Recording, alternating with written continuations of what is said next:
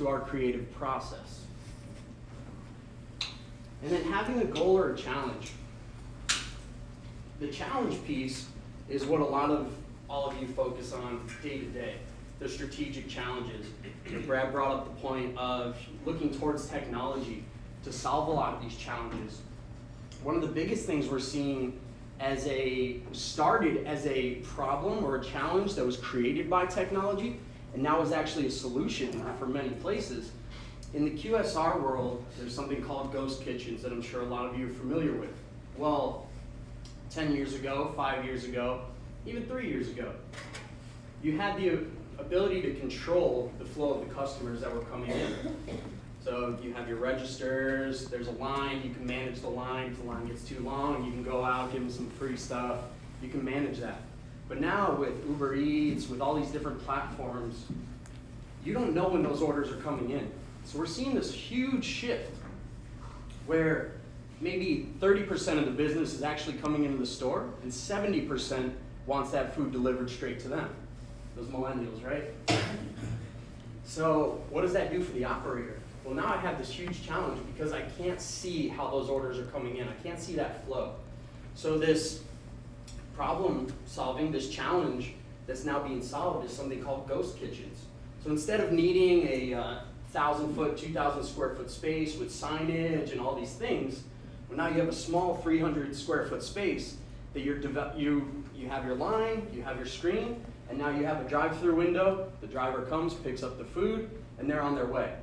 So now you have one side that can still manage the flow as everyone's coming in, and now you have the one that's working on those online orders. So the challenge from the technology was, hey, now we can't control this flow, and we're running into bad Yelp reviews, whatever it is, that we're taking too long, we're not meeting our time goals, and now turning that into a profitable model where you can really shine. Lower operating costs, lower build-out costs. I mean, such a great strategy. And then having a goal. Again, back to that personal factor of it. A goal of mine, as Tiffany started to mention, there's something called the Culinary Olympics that happens every 4 years in Germany. And when I was 15 years old, I was at a ACF convention, and my high school vocational mentor said, hey, you should be a part of that team. And it's going to be 8 years from now, and you're going to try out, and you're going to be the youngest ever. Cool. Sign me up. Where do I sign up?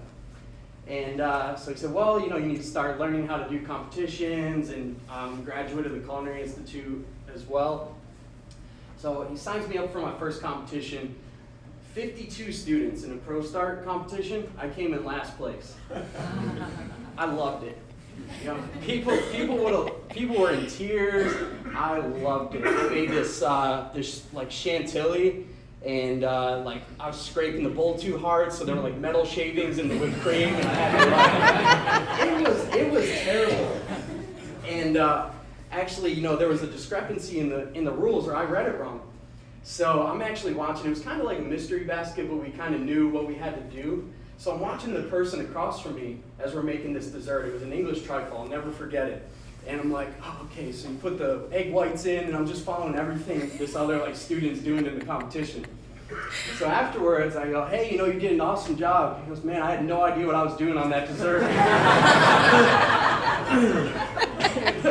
And it paid off. And that spark hit, those dopamines kicked in. I'm like, I want to know. I want to know how to make that dessert properly.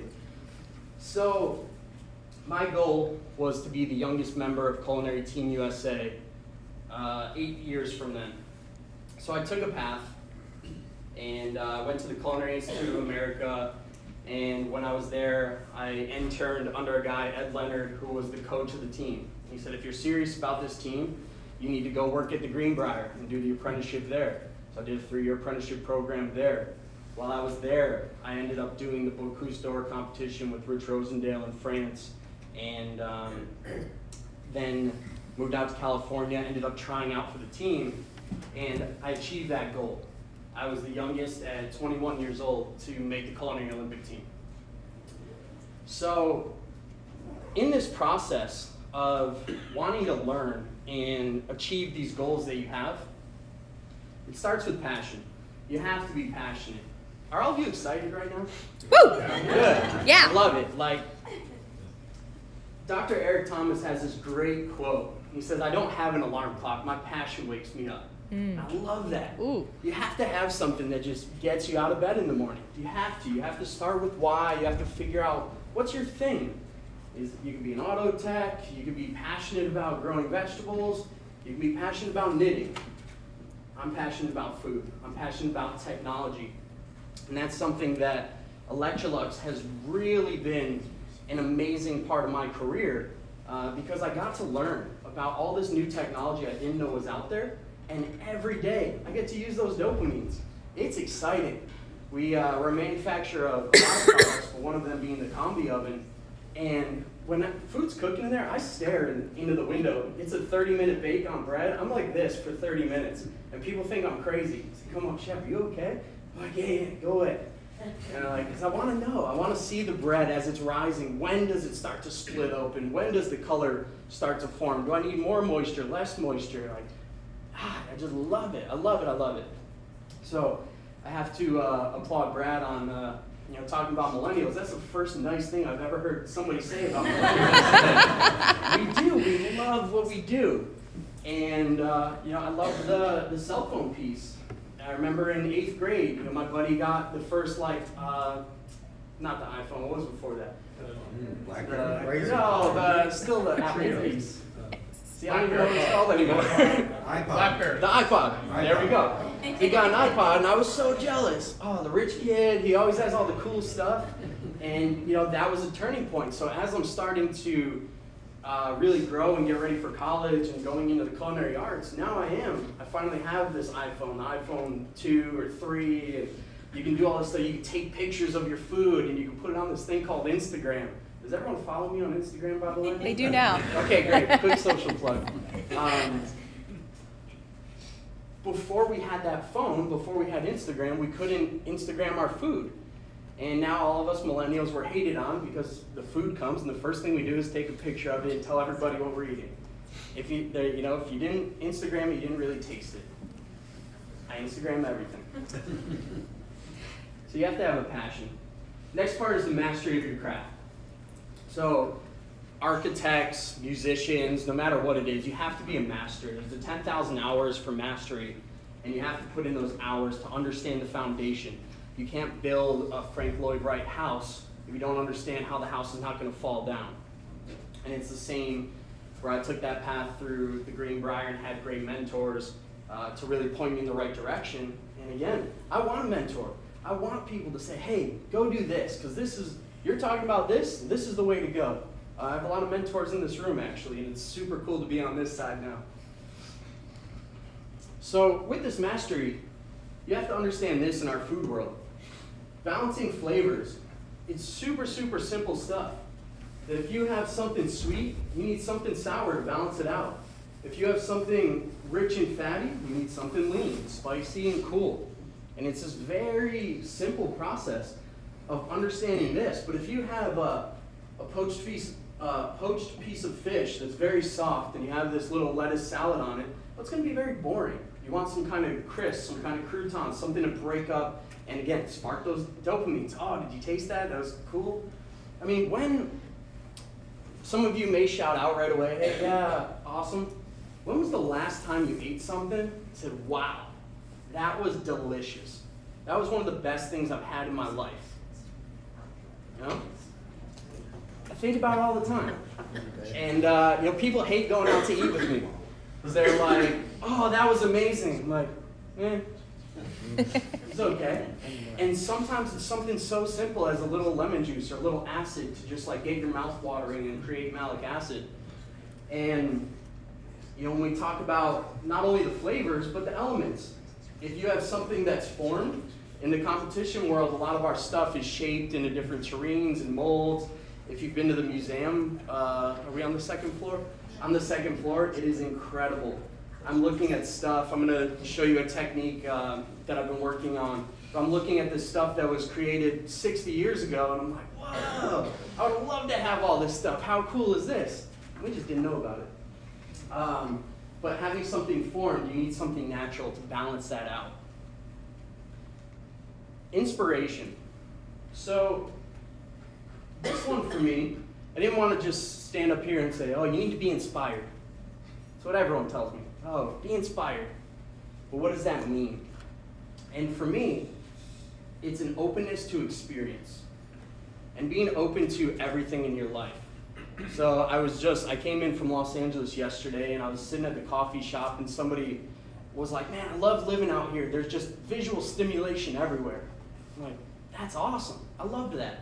There's, fashion people, there's graffiti and murals on the wall, there's cool cars driving by. You're constantly just thinking and evolving.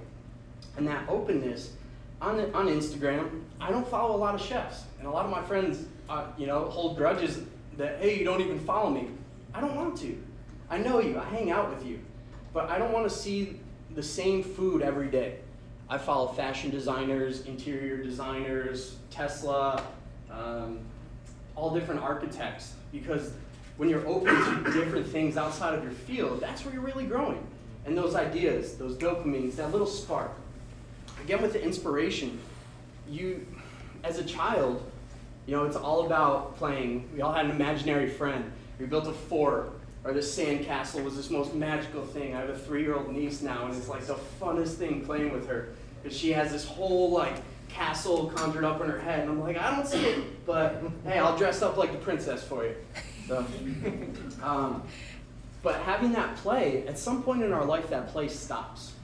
And people are telling you, oh, you have to be more serious, or you're crazy. That's not the way to think. And you really have to keep playing.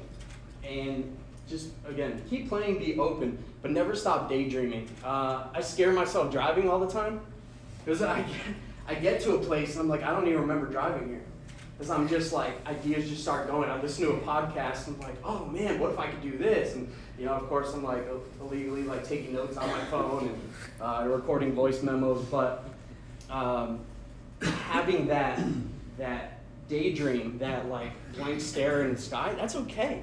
That's where those ideas come from. And I love having again, technology notes, voice memos, a pad of paper. I always have a Sharpie in my pocket so I can write something down when it pops into my head. And so this part, you have to fall in love. And you have to fall in love with the process. Because the process is the coolest part. The process is where we're continuing to grow. The process is where you get all these different sparks. But you have to put down the first draft always. The first idea is never going to be the best one.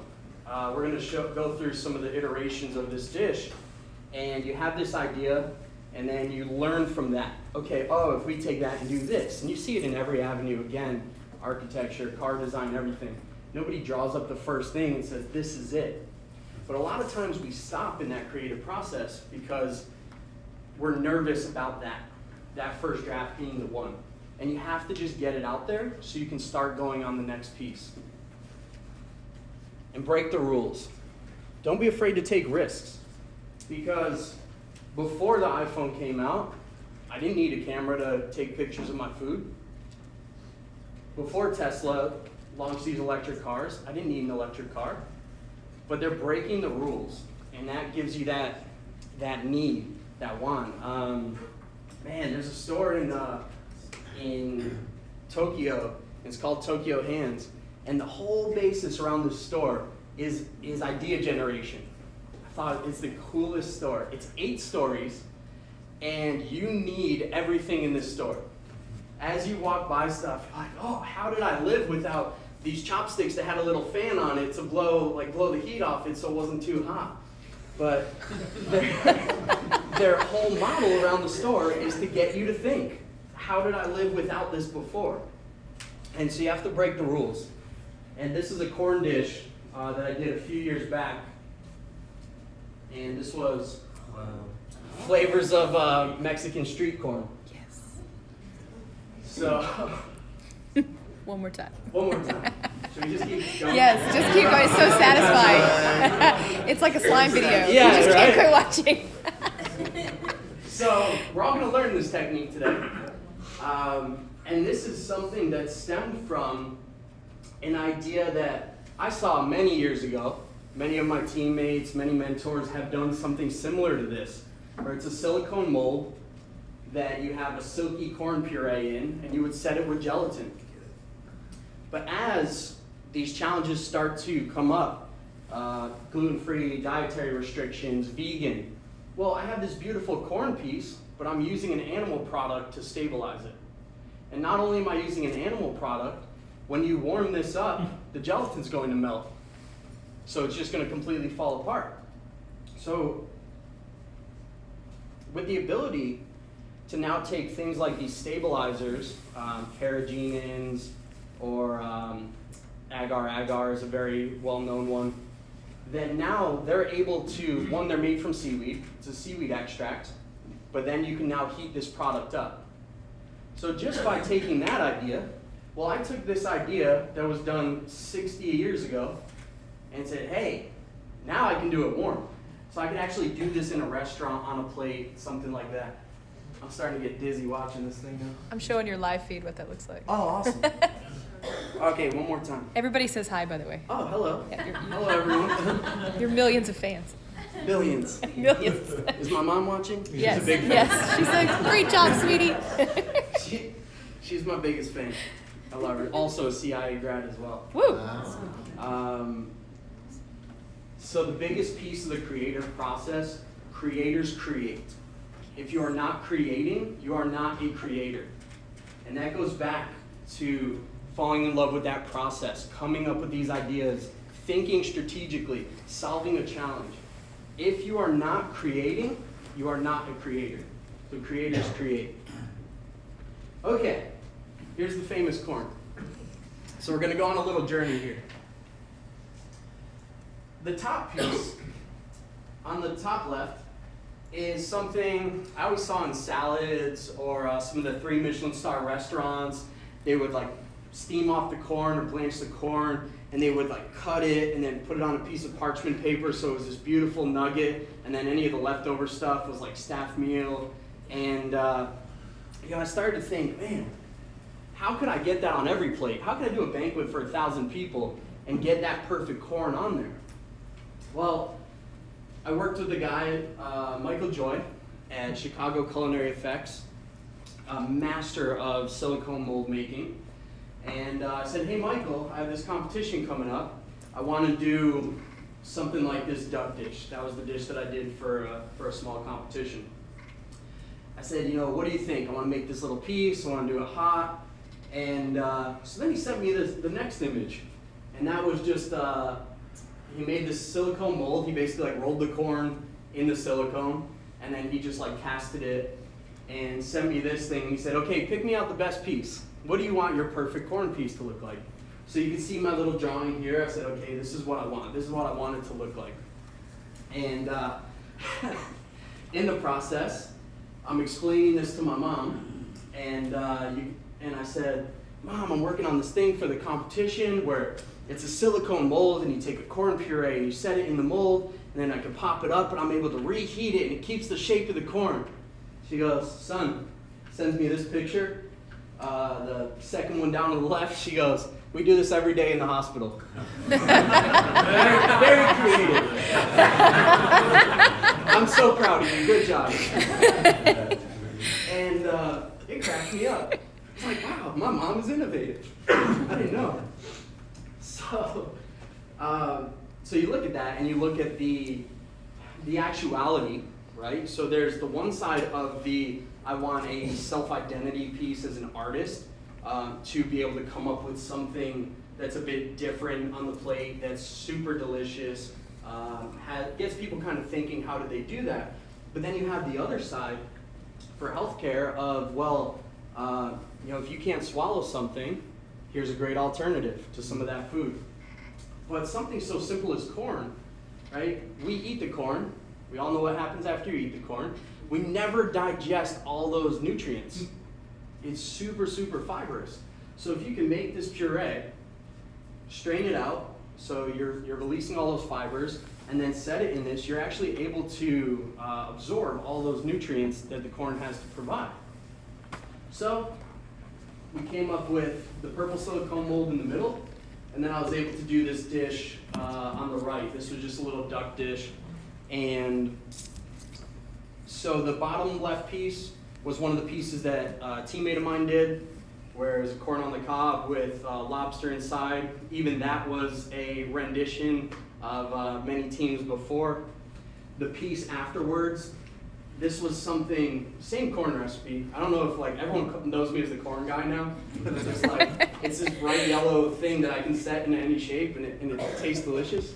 But doing a quenelle is a super, super highly skilled thing. Only the best pastry chefs can take this spoon and run it through a sorbet and get the perfect, scoop of this shape. Well, then Pavel Flex came up with this silicone mold that you just pour some cream with gelatin into it, and now everybody can do it. I say, cool. So this was a piece we used for the hot kitchen at the Olympics, and it had like a little salad with it, but you had corn and yellow beet, pickled yellow beet. But then we get to this ring. So the ring, this is where I ended up with this. And I went back to Michael and I said, hey, that thing was awesome. What's next? And he was like, what do you mean what's next? Like, competition's over. But he's super, super, again, there's that creative word, right? He's just this visionary. One of my favorite sculptures of his is actually a toaster oven, and it's sliced. And so it starts as a toaster and then it's sliced and turns into sliced bread. And I think it's the most mind-bending thing to look at. But we were looking at this, and we started kicking the tires, and I actually wanted to develop a round corn, and I wanted it to still look super organic. And he was like, well, let's think about this. What if we use the corn as a texture, and we keep it super, super clean? So it has this really, really clean, modern look, but it still has the organic elements of the texture of the corn. So we look back at that elements chart. Well, it's still easily recognizable. Anybody can look at it and say, that's corn. But I've never seen corn like that. And it was the funnest thing when I first put the lobster dish I'm going to do on my Instagram, how everybody was trying to figure it out. I said, oh, it's just one of those silly corn from those miniature vegetable farms where it's round, so he just cuts it off the cob and sets it on the plate. It's a ring mold, and he just lines up all the kernels, and it was a blast to watch everybody try and figure this part out. And I was like, ha. That was my little secret. So then, of course, we launched this out, and I'm going to do a little demo for you on this. So what we do, we have, we're going to do a quick little lobster bisque, and then we're going to do, we have the corn puree already made. So we have the corn puree. We'll heat both of these up. Perfect. So now we're going to add in these additives. We have, again, all derived from seaweed, but iota carrageenan and kappa carrageenan are both seaweed extracts. And then calcium lactate. Calcium just provides you with calcium ions for those gelling agents to work, and then you can use less of that ingredient. So if this, for us, we're looking for an aesthetic. We're looking for a nice yellow color. So I don't want to use cream to cream this out. I also want you to eat this and go, wow, that is the most intense corn flavor I've ever tasted. So without the presence of that calcium, now I need to add like a calcium powder, basically. Because I don't want to add all these seaweed extracts that are going to change the composition of the actual piece. If we were to add cream in here, we wouldn't need to add that calcium. So it's really just using a bit of seaweed extract to help us out. All right.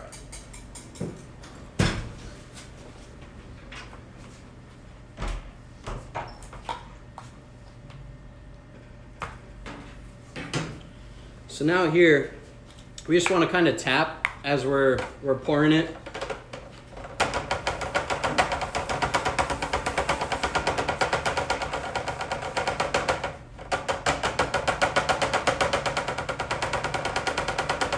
We'll kind of smooth it out. into the molds. And then what happens, once this product is set, so we let it set up, and then we throw it in the freezer for a couple minutes. And then what you get when you unmold it is you have this awesome corn ring. So I like to snack on them as like little popsicles. But so now we can take this. Well, we have another challenge. This is frozen solid. So I put this in my bowl, but I want to serve a hot soup inside this bowl. And again, I love lobster bisque. How do you innovate lobster bisque? I don't know. Maybe you take some lobster bisque and it's super concentrated, then you have the cream and you pour 2 carafes and they mix it table side. For me, this was my idea. Corn, back to those flavors, corn and lobster is a super, super familiar flavor to everybody. So we can put this corn ring in. Maybe we'll pass this one around just so everyone can see that.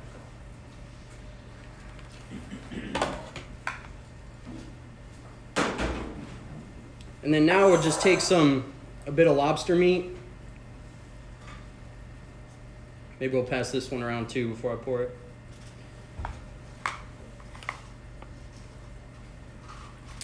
Some lobster meat, we have some fennel.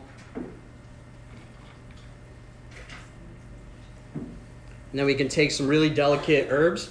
So back to the technology side, how do I get this bowl hot for my customer? Well, now you look at the advent of combi ovens and some of the banqueting technology or the retherm capabilities. So now I can pre-plate this with the lobster, with the corn, everything, all preset in a cart in the fridge.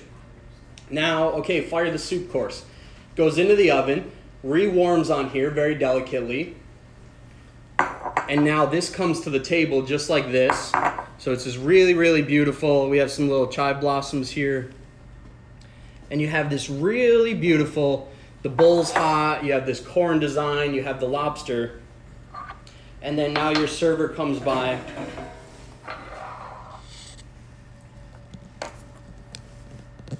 Your server comes by and then pours you, I don't know if anyone can see this. I'm gonna get it on your Insta feed. Oh, okay. For the fans. So you have this like beautiful, just little lobster, and then you can come back and then your server just pours right in the middle, like this nice little lobster bisque. And then that way you have this like beautiful soup and interactive experience instead of just, hey, here's your bowl of lobster bisque. I think it's pretty good too.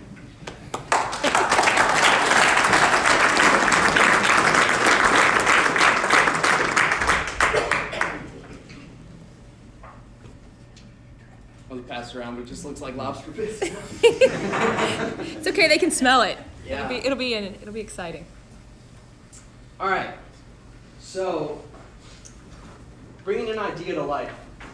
Some of the way that I sketch ideas out, I just use PowerPoint, and I draw circles and lines, and this is the way that I can kind of visually see everything on paper. I can't draw to save my life. I wish I could, so that's why I use the PowerPoint tools.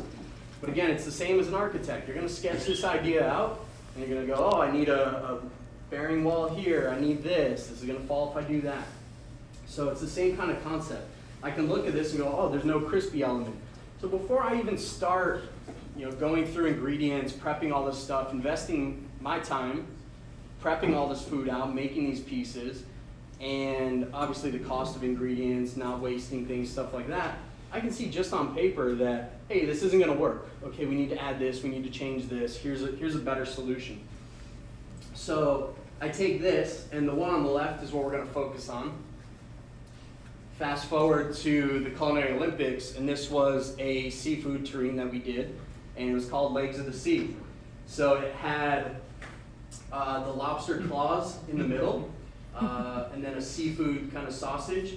And on the outside, it's an octopus carpaccio. So you cook a lot of octopus, you press it down, and then you just basically cut it on a slicer, and then you have this really cool mosaic design. And if you take that, you can translate that into anything. For our dessert, we get a bread pudding like that. The bread pudding has that same spiral. Well, you freeze it, run it on the slicer, and now you have this cool Carpaccio effect. But, taking just a piece of paper drawing like this, and then of course build this, every layer has to be perfect. So it starts with that top one. If that tube, the squid ink mousseline, isn't perfect, well, when you slice into it, it's going to be crooked or it's not going to look really great. And one of the biggest scores of this is that every single piece is identical. So you can see the kind of step by step, and you have to keep going back. And the first draft was terrible. I wish I had pictures of that one still. So to see it go through all those steps, that's the important part, is that process. This next one was a foie gras raspberry. Again, working with Michael, I had this idea. I said, hey, what if we made a giant raspberry? We took that texture of the raspberry, but we made it supersized. So it comes to the table, people are like, where'd you get these raspberries? They're huge. But then you cut into it, and it has foie gras inside. So it's a very classic combination of foie gras and some kind of fruit preserve, jam, things like that. But now, the first one I was sent, the first rendering was the one on the right in the top corner. And I said, no, we need to get a bigger size on the inside and then shrink down the outside. Because I want it to be foie gras with this light, thin glaze of the raspberry. I don't want it to just be this like raspberry thing with a little bit of foie gras inside. So this was another hors d'oeuvre or finger food that we did for the Culinary Olympics as well. So now you could pick this up off the skewer. Underneath the cracker was just like a little piece of metal, so it actually held it, so it didn't sink all the way down. And then you would pick up this whole thing and you could just pop it into your mouth. And you had this great, you had the fatty, rich foie gras, but then you had the acid to kind of break that all down. So what stops us from thinking creatively? I think that's the harder question. Vulnerability. We are the toughest critics on ourselves. And we need to be vulnerable and say, hey, I don't know. Let me go find out. Back to that search for knowledge, to kicking those dopamines in again. But you get to this rough draft and you say, hey, this isn't good enough. And you beat yourself up in the process of, I'm never going to get farther than this. Or maybe something like this corn, maybe this was my best piece of work and I'm scared that I'm never going to do something better. And you have to push past that. And again, with the breaking of the rules and just being okay with saying, hey, here's what I got. And people go, hey, that's terrible. Okay, I got another one for you. And just keep churning them out, because creators create. And that vulnerability is something in all of us that you just kind of have to put down that shield and say, hey, this is what I got. And then collaborate and work with everybody to keep moving the ball forward. Achieving perfection. Perfection is the only goal that can be strived for but never achieved. I think that scares a lot of people, because you have something that's there, but it's missing that thing. And you get again that fear of not pushing it forward because you just know that's not it. And you get stuck in that process. And the last piece here is adaptation to adversities. Well, there's a saying, or there's a great book, The Obstacle is the Way. And these challenges that come up are only challenges if you let them be problems. These challenges are exciting times to innovate, to create everything we're talking about, and that is the new path. So I'll leave you with, when we were in Germany at the Culinary Olympics, everything that could have went wrong.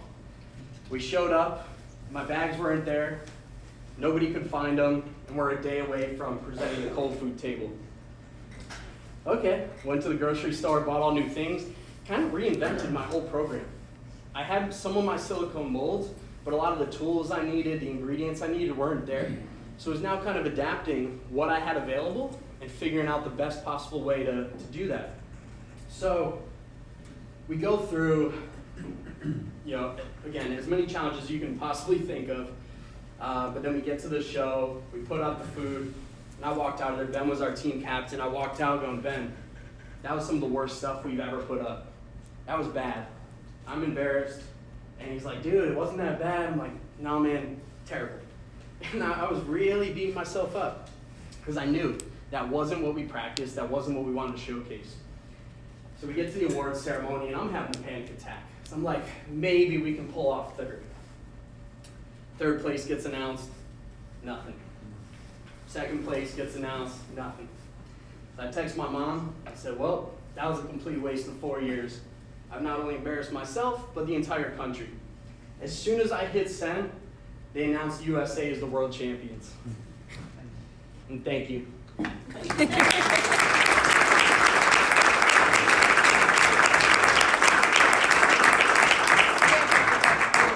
Great, Jeff. Thank you so much. That was a very fun, sensory-driven, personal storyline way. I love that. It felt very rich, very full. I'm just going to do a quick little Q&A with you. Yeah. Between now, we have a few minutes before we're going to take break. So, awesome. And maybe open up to a few components from the audience. Does anybody have a question right off the bat? That was a very, very multifaceted, colorful presentation. So somebody's got to have something. Yes, Chief David. What was one of the innovative concepts, like you did a ring of corn, that ended up not working, that sent you in another direction? Awesome. To get to that thing specifically, a lot of it was even if we go back into, if you kind of look close, right in the center of the corn, there's imperfections, actually kind of like down in the corner here. There's all these imperfections, and it was driving me nuts. And I kept going back to Michael. I'm like, Michael, it has to be perfect. Like, see how the corn's moving here? It's not the same size. And he's like, dude, chill. Nothing in nature is perfect like that. Like, it keeps that organic element. And from a design standpoint, that was something that kind of ate at me. I was like, well, I'll have to trust this guy because he's super creative and this artsy guy, and I'm gonna roll with him and collaborate. The other thing was, if you notice, okay, that mold's, for this one, these molds, this corn nibble in the middle, it wasn't totally flat before. It was like individual moldings. So it took me a lot of time to like put each little bit in there totally perfect and like smooth it out. So then we kind of redesigned it to have all that barrier. So I could literally just kind of take a soup ladle and just like fill it up and then just scrape it all off really, really quick. And the idea was, okay, well, if you're gonna do this for a banquet of 1,000, it's gonna take you hours to sit there and fill each one perfectly. So what's a faster way that we can use this in real life? So for the competition, it worked well for me the other way. But then for production of this mold, it was how do we make it more practical for mass usage? So what was the aha moment from I'm not winning anything to winning first place? I mean, obviously it was your perfection. You were expecting, you didn't feel like you reached it, but they did. So can you talk a little bit more about that, expand on that? Yeah, and I think it's the aha moment early on was just, it was exciting. That was my passion. I was destined for that and to start learning. And it was something that was so exciting for me that I just failed so hard. But, and like I said, so many people were upset, and I was like, how do I get better? How do I learn about this? And I think it was the knowledge chase, and that was my path to just continue to keep learning. And then as far as, when you skip over to the Olympics, it's that quest again for perfection. I'm looking at these tiny little things that like, that circle in the middle like wasn't totally round. It was just off a little bit, and it was freaking me out. And I'm like, Ben, this is terrible. Last time it was so perfect. And we have, other teams coming up going, how did you do that? That was incredible. And it's just kind of when you're so passionate about something, nothing is ever good enough. And it's just, how do I keep learning? How do I keep growing? And of course, there's that vulnerability factor of, at some point having to be okay. Like, hey, that's what I put up. This is me. And it was really cool that, we did end up winning. But I was in shambles, literally having a panic attack. Like, man, all those 4 years, just kind of nothing. And I didn't really have at the time, the same appreciation for the process. And, I grew so much, learned so much from it. But all I wanted from 15 years old was to stand on that stage and hold that gold medal. And I just didn't think we were there. But when you hold yourself to such a high standard, sometimes, you know, it falls pretty well for you. Question in the back. Cool. Thinking about the process, a couple questions. One, how many people do you think it comprise an ideal team? So you're thinking about your concepting, you've got the person who's creating the goals. What's the best team size to be flexible and get good, diverse ideas and still deliver on time? How do you set your budget and your timeline to be able to think creatively but then still deliver the project? Awesome. So it's all starting with the goal, and then how we get there, how we solve that problem, how we create, and how we meet not only the goal of delivering the product, but also our internal goal of creating that product. And I think at the end of the day, you're a strainer, and you have your kind of advisory board and these creative forces that are around you, pulling from these other elements. And at the end of the day, people are going to tell me, why on earth would you make this corn round like this? That's the dumbest thing I've ever seen. But sometimes you have to just strain that out and say, okay, well, they don't like that, but they brought this. And you know, he can develop the mold and he's the best at it, but he doesn't like my idea. But hey, this is what I'm going with, this is what I'm putting out there to market. And you know, finding collaboration with others is always crucial, but you have to keep in mind, here's that target, and not letting the design process prevent you from the what ifs.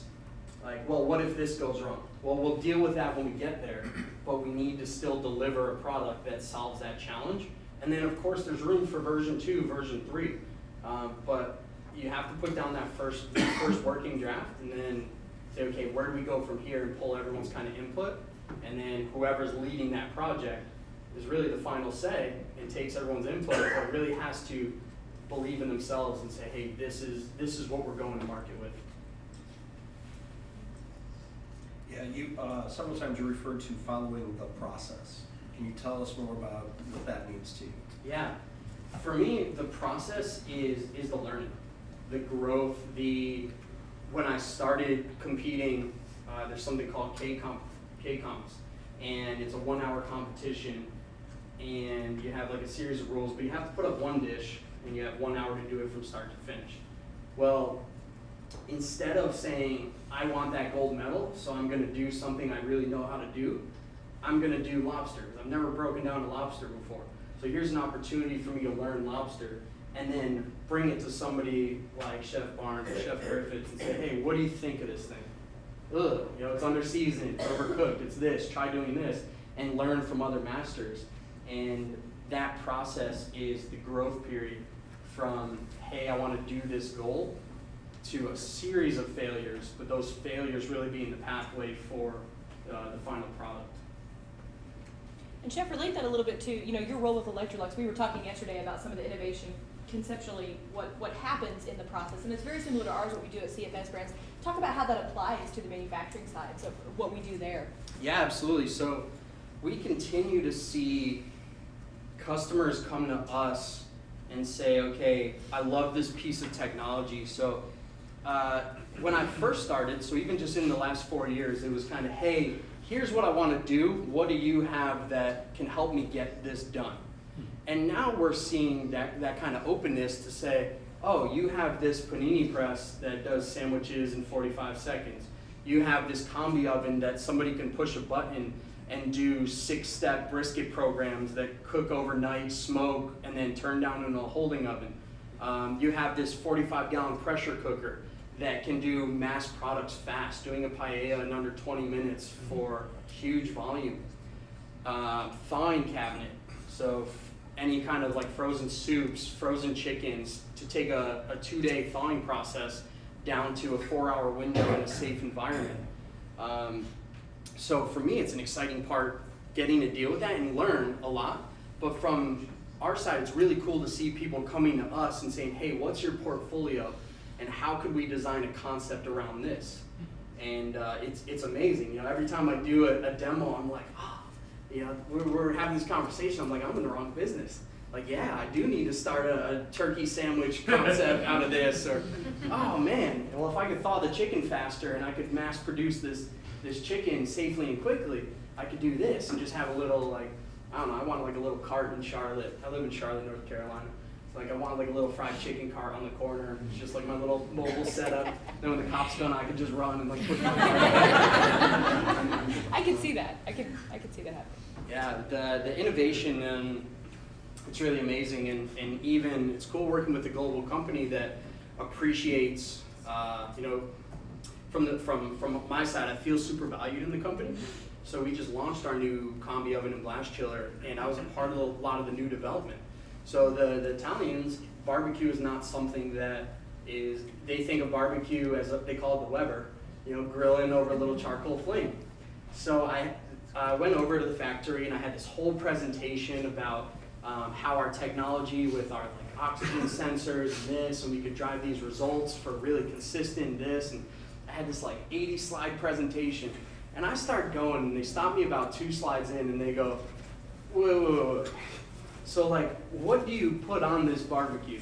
They're like, well, what do you mean? They're like, well, here, you know, barbecue is, you know, we light up the charcoal, and we'll maybe do some steaks and vegetables. And I'm like, okay, so I just closed out the slide and got out a whiteboard, and I'm like, okay, you're looking at these kind of meats, and then you need a sauce, and your kind of side dishes, and so really cool to see that kind of, so when we talk about like collaboration, them reaching out and saying, hey, what is this barbecue thing?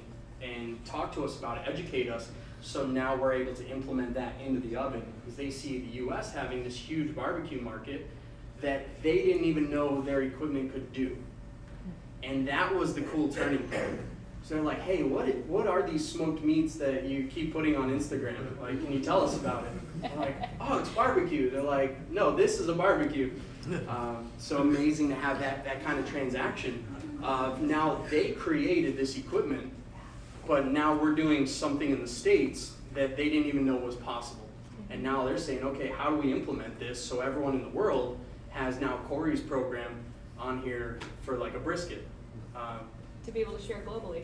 Yeah. That's the it's crazy blast. thing about multi-passion creatives. We're kind of magnetized to each other, right? Yeah. It's like, okay, what else can we create, not just individually, but together? I didn't even go on my music rant yet. Like, I know, right?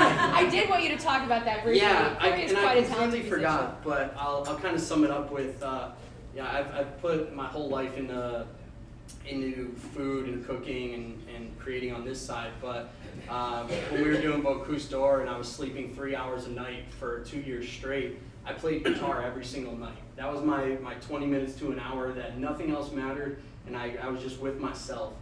And I play a lot of blues guitar. And now I'm working on a music project with a guy who creates like EDM house music. And when we first started collaborating, he was like, man, it'd be so cool to pull your blues influence into this music. Nobody's doing anything like that. We're gonna go on tour, we're gonna take over the world. I'm like, cool, sign me up. So I'm already like planning out in Australia where we're gonna go. I'm like, we don't even have a CD out yet.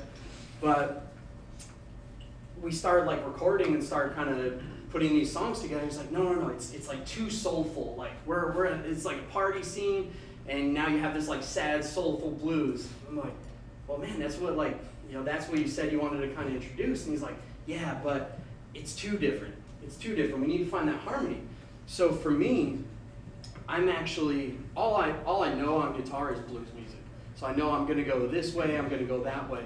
So to break it up, I started learning piano. I'm watching YouTube videos and I'm learning different chords and kind of learning songs and going, okay, so now I'm writing songs on the piano, recording them, and then going, how do I play that on guitar? Because I'm thinking completely out of my element on a piano, because I don't know which note follows after, so I'm kind of tapping and going, okay, like this is an A minor 7th, and I'm looking it up, like I don't know what an A minor 7th is, but it sounds really cool.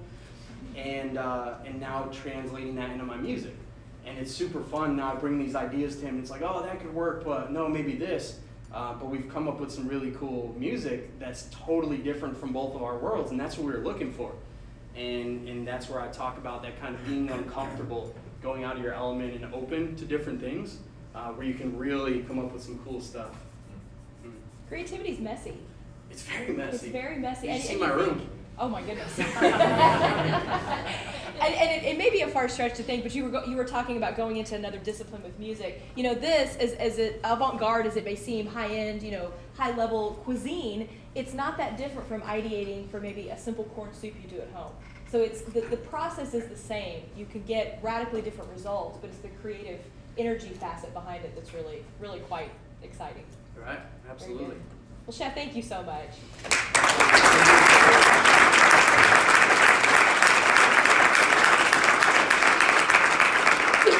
We have been sitting down for quite a while, so we're going to give you guys a break. We're going to jump back in here and talk about the reverse engineering process at 10:45. So take a peek around the building. We've got some refreshments outside, and we'll see you back at 10:45. Did it stop? No.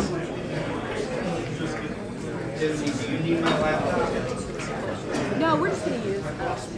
Yeah, we'll need this. Do you mind if we use yours? I don't mind. Take yours. Use yours. Okay. You got to take yours. Perfect.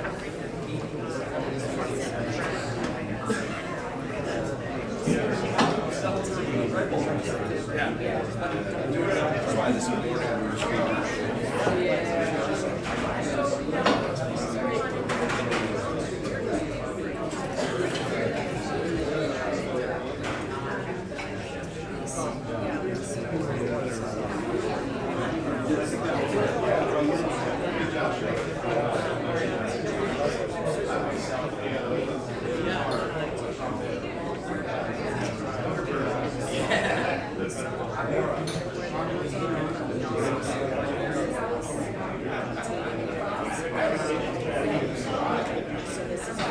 I hear you say it. Still recording that?